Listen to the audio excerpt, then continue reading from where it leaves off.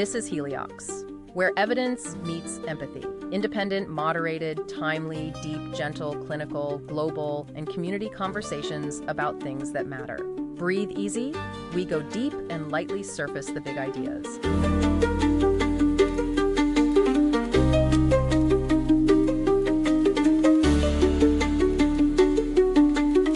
Welcome to the deep dive, where we pick a topic and really dig into it.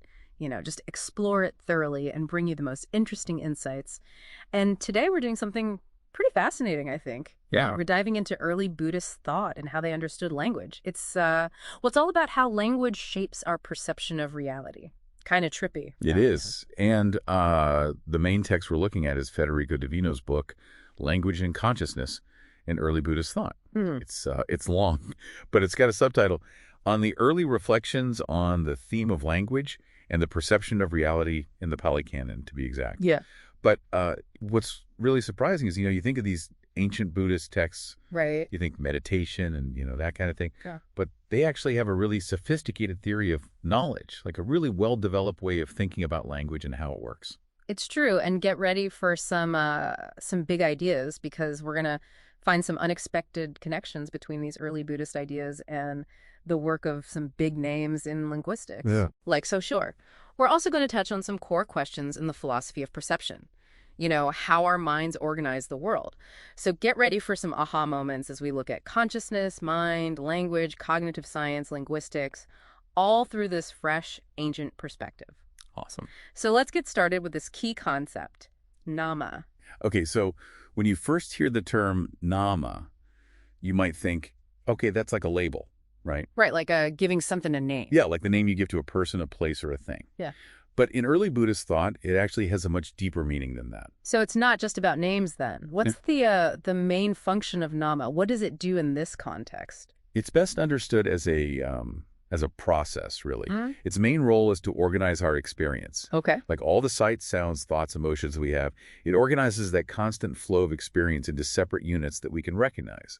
It's like taking a continuous stream of experience and chopping it up into individual moments or objects. Yeah. Okay, so I'm starting to get it. But is this division, this chopping up, is it something that's already there in the stream of experience, like built into reality? Or is it something our minds do? That's a great question, and the texts seem to suggest that these divisions aren't inherent to reality. Instead, they come from our needs and expectations, the needs and expectations of our society and culture. Okay. We live in a world where we have to be able to treat things as separate, as if they can be isolated so we can actually interact with them. So it's kind of like if we couldn't mentally separate something out, Right. it'd be hard to understand it. Yeah, you couldn't do anything with it. Or to interact with it in the world. Okay. Exactly. So this need leads to what the author calls isolating cognitions, these mental operations that are driven by how usable our knowledge systems are. And language is a great example of that. It's a system that helps us categorize and understand the world. And this usability within the structure of language is like the main principle behind nama. So nama is like a tool that our minds use to take this complex world and break it down into manageable pieces so that we can use it. Exactly. Now, how does language specifically relate to this concept of the world, or loka, as it's called in these early Buddhist texts? Right. So in the Pali Canon, there's a collection of suttas in Sayutta Nikaya specifically, from 1.6 to 1.70, that really focus on this connection between language and world. Okay. And from these suttas, and other Buddhist texts too, it becomes clear that loka isn't just talking about the physical planet that we live on. Oh, I think it's bigger than that. It's more closely tied to our perception, our experience, our cognitive experience of the world. It's about how we sense things and how we make sense of things. Okay, so perceptual cognitive, does that mean like how our senses gather information? Yeah. And how our mind then processes it? Exactly. So Sutta SN 1.70 specifically links loka to a sixfold structure. Sixfold, okay. And this isn't just a random number. It directly relates to the six sense spheres: eyes, ears, nose, tongue, body, and mind. Right. And it also includes the process of phassa, which is contact. It's the contact between each sense organ and its object. Like the point where our senses touch the world. Exactly. That's phassa. That point of contact is the foundation of all sensory experience, and it leads to those specific sensory consciousness. So if our experience of the world of Loka isn't just a fixed external reality, but instead it's built from our sensory inputs and our awareness of them, Yes. that's a big shift in perspective. It is, and the texts emphasize that this world, or loka, is a phenomenon. It arises because of certain causes and conditions. And when those conditions change, it ceases to exist. Like, if you close your eyes and you cover your ears, suddenly your sensory world becomes much smaller. Right. It really highlights how much our experience depends on our ability to perceive things. Right. It depends on those senses. It depends on the mind. Okay, so we've talked about nama, this organizing principle, but how does it connect with rupa? I know that's another key term in early Buddhist thought. So namarupa. Rupa. This is a fundamental pairing, often translated as name and form. Okay. It's a cornerstone of early Buddhist psychology. It links nama with rupa. And there's this really insightful verse in the Satanapada, SMP 4.1.1, that says, when a person sees, they see nothing but name and form, and having seen this, they will know only in this way. So basically, everything we experience is filtered through this namarupa lens. Only in this way. Yeah, That sounds so important, like it's saying that this name and form thing really shapes everything we know. it really does. It shows just how much this dyad influences how we see and understand things. And with rupa, it's important to remember that it's not just about the mental picture we have of something. It also includes the physical aspect of things, like our bodies, the four elements, earth, water, fire, and air. You could even think of it like the raw pixels on a screen versus a picture that those pixels form. Oh, okay, so rupa is both like the raw data and the recognizable image. Exactly. And that's an important distinction to make. So early Buddhism isn't really drawing a hard line between the mental and physical. No, not really. It's not like we could separate them completely. Now, there is a mention of dualism in the Sayutta Nikaya, SN 12.19, but that's specifically between the body and external namarupa. Contact depends on this dualism, and for someone caught up in ignorance, it leads to experiencing pleasure and pain. So this interplay between name and form is central to how we experience everything, not just the world around us, but even our own bodies. Yeah, it's pretty profound. Now, the text also talks about nama as an inhibitory process, which is kind of a counterintuitive way of thinking about it. It is, yeah. It's like imagine that nama is actually reducing our responses to certain things we perceive. Instead of experiencing every new sensation as something totally new and amazing, nama connects it to things we already know, to categories, to identities that we already have in our minds. So it keeps us from seeing the world with fresh eyes. Yeah, in a way, it... So our minds are making things more efficient, but maybe we're losing some of that initial wonder. You could see it that way. Oh. You could also see it as, this process of categorization, which is really important. But the text emphasizes how it can limit us, too, how it can keep us from really seeing what's new. It describes nama as this process of habituation. So when we encounter the same stimuli over and over again, especially those tied to, social and cultural values, that initial fresh response starts to fade away. Like we just get used to it. Right. Exactly. The novelty gets suppressed because we file it away as, oh, that's familiar, even if that specific instance of it is new. Like, if you see the president, a lot of people would have this automatic reaction of respect. Right. Just because of what that title represents. That's a great example, yeah. Not necessarily because of the specific person. Right. It's the concept. And the author brings up Urexkol's functional circle, which is a model that helps explain this. Okay. So rupa is like the perceptual world. Okay. It's what we take in through our senses. And then ayatana is like the effectual world, Okay. which is how we act upon the world. And of course, phassa, contact, is mediating between the two. Right. And Urexkol gives this example of bees. For a bee, only the blooming flowers matter. They don't even see the buds. So in the same way, our habituation through nama, it filters what we perceive based on what we've learned to value. So because we're always expecting to see things, to encounter these distinct things with names, Right. that expectation can actually make us less aware of the richness of experience. Exactly. We might see a new flower, but instead of taking in all its unique details, we just categorize it as a flower with a name I don't know. Right, just another flower. Right. And that's why in Buddhist practice, this idea of achieving anamita is so important. Anamita. It means freedom from signs, from those mental labels.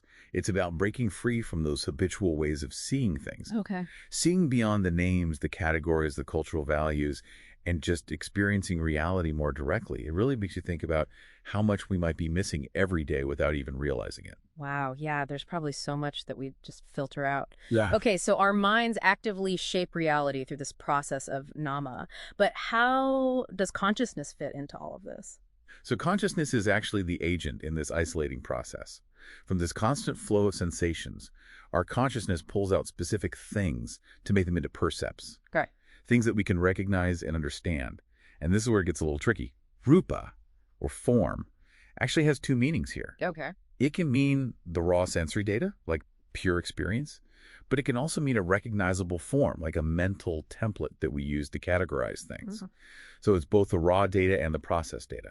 Okay, so the way we divide up the world isn't something that's just there in the sensory information itself. Yeah, It depends on this idea that there are separate things, these autonomous things out there. Yeah, and that idea doesn't come from just the raw sensations. It comes from perception, or sanya, which organizes those sensations into recognizable entities based on these general prototypes. Like, Right. we might categorize two things as smooth, but if you really look at them, the actual tactile sensations are different. Right, smooth is just a general category. Exactly. Perception smooths over those tiny differences to create a category that we can use. Okay, so nama is about organizing and habituating our perceptions, and then consciousness and perception are the mental tools that do the dividing and categorizing. Now, what about the actual components of nama? What is it made up of? So the Majjhima Nikaya, specifically MN9, breaks it down for us. Okay. It says that the parts of name are sensation, which is Vedana, perception, which is Sanya, intention or Sitana, contact or Phasa, and attention or Manasikara. So it's this whole set of interconnected mental processes. That sounds a lot like the five aggregates in Buddhist philosophy. It does, right? Is that a coincidence? Not really. Right. The author points out that it probably comes from the same underlying model of thinking. But because nama is specifically about how we categorize things with names, these components have a more cognitive, like mental aspect. For example, satana, which is usually translated as intention, actually covers two things.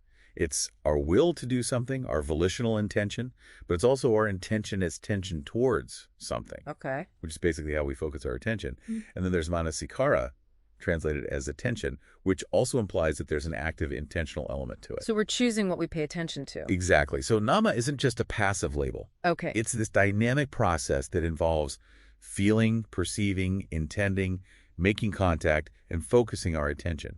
It's active. It's happening all the time. Okay.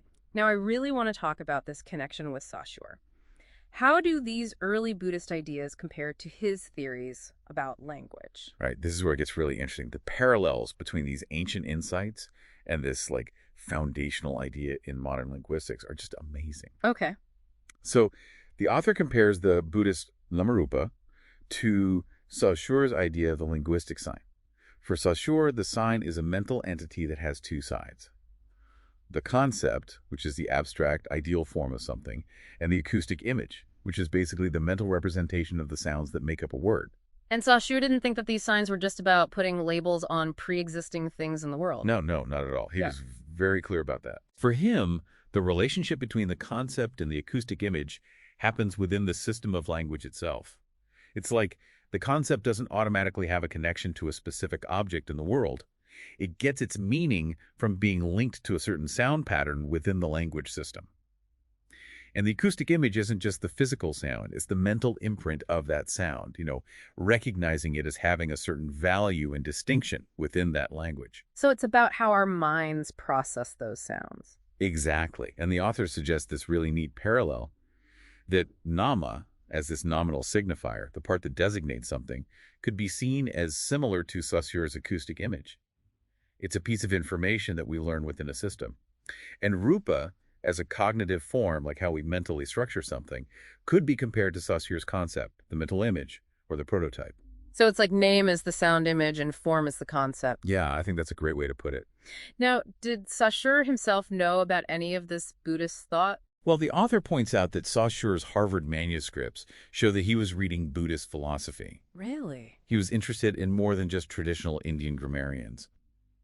So there's even this theory that this Namarupa idea, this pairing of name and form, might have actually influenced how Saussure came up with his own signified dichotomy, which is like the foundation of his whole theory. That's a really wild connection. It is, isn't it? But it gets even deeper. Saussure also came up with this concept called kanon, which he described as a relational element of the associative sign. Genome. Yeah. And he said that isolated meanings are basically empty. Hmm. They only get value and meaning when they're connected to other meanings within the whole language system. Like, think about a single word on its own. Okay. It doesn't really have a fixed meaning. Right. It's only when you put it in a sentence with other words that its meaning becomes clear. So the context gives it meaning. Exactly. And the author points out that this kanon, this emptiness, is a lot like the Buddhist concept of sunya, or emptiness. It is, isn't it? That connection is pretty clear. Yeah. So in Buddhist philosophy, emptiness means that nothing has inherent independent existence. Everything is conditioned. Everything depends on something else. Everything is relational. And what's even cooler is that the words themselves are connected. Oh, so? The Greek word kenma and the Sanskrit word shunya both mean empty. Oh, wow. And they both relate to this idea of a void or a cavity. And in the text, there's this figure 3, that shows how a continuous stream of experience can be divided into these distinct namarupa units. And it's very similar to Saussure's idea of an indistinct nebula that comes before we make those conscious linguistic categories. So both early Buddhism and modern linguistics seem to be saying that meaning and identity don't come from some fixed essence or inherent property, but they emerge from these relationships and distinctions that we create within a system. Yeah, that's a great way to sum it up. This leads us to this idea of semiosis of division and valorization. So this namarupa division, it's not just a neutral way of sorting things. Yeah. It has this determinative power through valorization, which means it assigns specific meanings and values to those concepts that are created by the namarupa framework. And value here isn't just about money, right? No, not at all. It's a broader concept. Value here means like the function of something, Hmm. its usefulness, the possibilities for interacting with it within a specific social and cultural setting. Okay.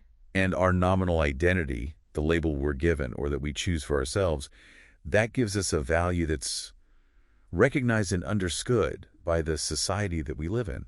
Like, think about different social roles, or even how we value certain objects because of cultural norms.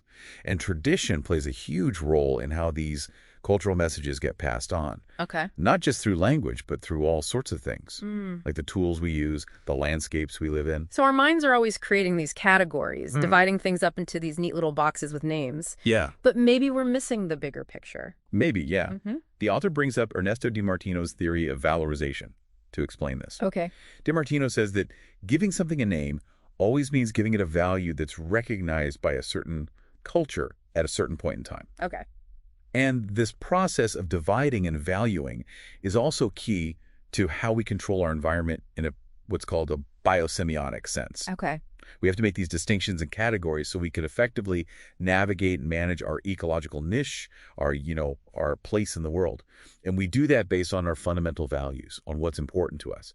And it's interesting that the word economic actually comes from this idea of value. It comes from the Greek word nemu. Huh. It all comes back to value. It's so interesting how this act of dividing things up, of creating these boundaries that may not really be there, is such a fundamental human thing to do. It really is. It's like a basic operation of any system that wants to create order out of chaos. Yeah, and thinkers from ancient Greece to, contemporary science have all been wrestling with this.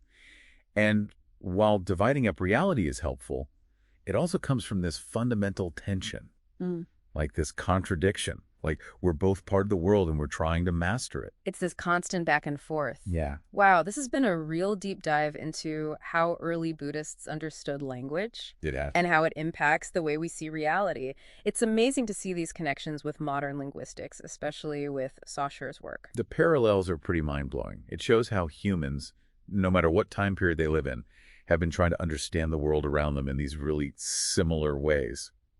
So as we wrap up this deep dive, we want to leave you with this thought. Think about all those isolating cognitions that you use every day. Yeah, think about it. The ones that are shaped by the language you speak, the values you've learned.